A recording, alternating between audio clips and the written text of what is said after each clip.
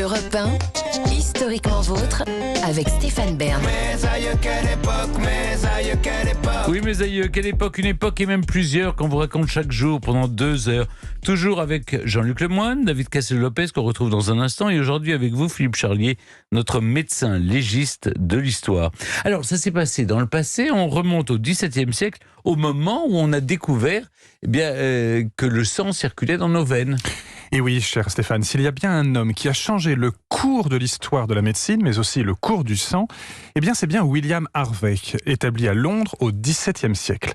Alors plantons un tout petit peu le tableau. C'est un fils de commerçant, un jeune homme qui ne prend pas la trajectoire familiale. Il préfère partir pour Padoue, en Italie, suivre des cours d'anatomie parce que ce qui l'intéresse, c'est savoir comment on est fait à l'intérieur. Il est formé par le célèbre professeur Acqua Pendente, le découvreur des valvules veineuses, ces petites formations dans les veines qui évitent le reflux du sang. Et il est diplômé docteur en médecine en 1602 à l'âge de 24 ans, un âge normal pour l'époque. De retour à Londres, il exerce au St Bartholomew's Hospital et il se fait élire très jeune au prestigieux Royal College of Physicians. Il devient le médecin des rois d'Angleterre, vous auriez pu le croiser, Stéphane, à la cour de Jacques Ier, puis de Charles Ier. Et il est également le médecin personnel d'un type absolument incroyable, un philosophe et également alchimiste, Francis Bacon. Autrement dit, il gagne très très bien sa vie, ce qui lui permet de laisser libre cours à ses hobbies pour ses petites recherches personnelles. Oh, c'est pas la littérature, c'est pas les albums de fleurs ou des carnets d'entomologie. Non, lui, ce qui l'intéresse passionnément, c'est la circulation du sang. Mais on ne savait toujours pas, au XVIIe siècle, que le sang circulait dans les veines. Et non, on parlait à l'époque de... Vous savez, il y a des vieux termes qui restent, trachée artère, par exemple, et qui montrent bien toujours maintenant l'ambiguïté. On ne savait pas ce qui circulait dans ces conduits. Pourquoi ? Parce qu'on autopsiait les gens morts et on ne faisait pas assez de vivisection, et c'est justement une des pratiques sur lesquelles il va s'asseoir pour développer sa connaissance. Et donc, pour comprendre... On s'assoit sur une vivisection. Ça m'inquiète, vos expressions. Bon, fermez les yeux, pensez à autre chose. Oui. Vous allez voir que pour comprendre le fonctionnement du système vasculaire, il va devoir pratiquer beaucoup d'autopsies. Beaucoup d'autopsies, c'est pas comme maintenant une autopsie par jour. Les cadavres sont une denrée rare. Il va autopsier 40 cadavres de condamnés à mort, mais ce chiffre-là ne lui suffit pas. Il va même jusqu'à disséquer les corps de son père, de sa sœur et même de ses amis. Ce qu'il préfère, lui, c'est les morts en bonne santé. Comme les pendus, par exemple, ou les autres condamnés à mort. Mais il aime particulièrement ce qu'il appelle les morts de maladie. Parce que ça lui permet de voir les altérations pathologiques. Quelqu'un qui avait une tuberculose, quelqu'un qui avait un cancer ou un infarctus. Là, il y a des organes qui ne sont pas normaux, mais qui sont pathologiques. Ça lui permet de voir comment la maladie touche l'organisme. Et c'est ainsi qu'il écrit à son collègue français, Jean Rioland, je cite, « L'observation du cadavre d'un seul homme mort de maladie chronique est plus utile à la médecine que la dissection de 10 pendus. » On devrait mettre ça quelque part dans ce studio. Et donc, le grand œuvre de William Harvey est publié en 1628. Attention, je vais vous faire réviser votre latin.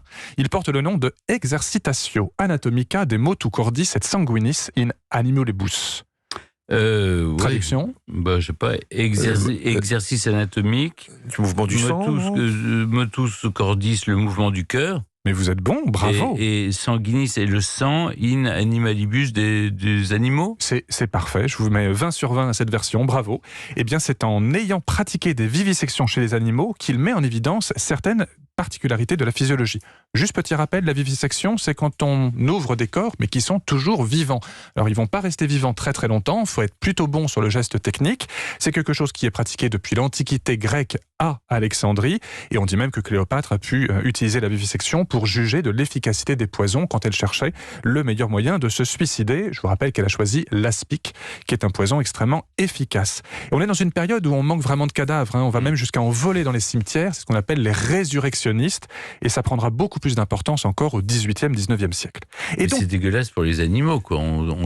Ils sentent tout, oui, c'est quelque chose d'absolument brutal et d'absolument dramatique pour eux. Mais on fait ça également chez les humains. À Alexandrie, c'était sur les humains. Ah oui, on faisait de la vivisection humaine. Et oui, mais c'est comme ça que c'est que c'est développé, je ne veux pas utiliser le mot assis mais que c'est développé les connaissances anatomiques et surtout physiologiques.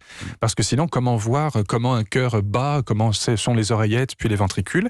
Et justement, c'est ainsi parce qu'il a pratiqué les vivisections chez les animaux, qu'il a mis en évidence une contraction du cœur qui débute au niveau des oreillettes et qui se poursuit ensuite au ventricule.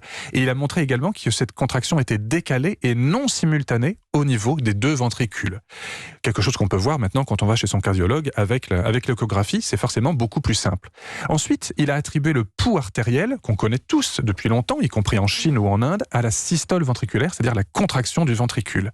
Et puis, c'est là où il est vraiment hyper intelligent, sur un animal vivant, mais dont il ne fait pas la vivisection, eh bien, il va faire des usages de garrots ou de points de compression sur le réseau vasculaire, et c'est là où il va voir le sens de circulation du sang d'un point à un autre de l'organisme, et c'est comme ça qu'il va montrer que le sang fait plusieurs fois par minute le tour de l'organisme. Autrement dit, ce type est vraiment un génie. Il utilise les moyens de l'époque, certes des moyens un peu brutaux, mais surtout il fonde ses démonstrations sur l'expérimentation et pas sur la simple répétition des dogmes de ses prédécesseurs, Galien, Hippocrate et les autres. Autrement dit, ce médecin anglais a vraiment changé la face du monde. Mes aïeux, quelle époque. Merci beaucoup Philippe.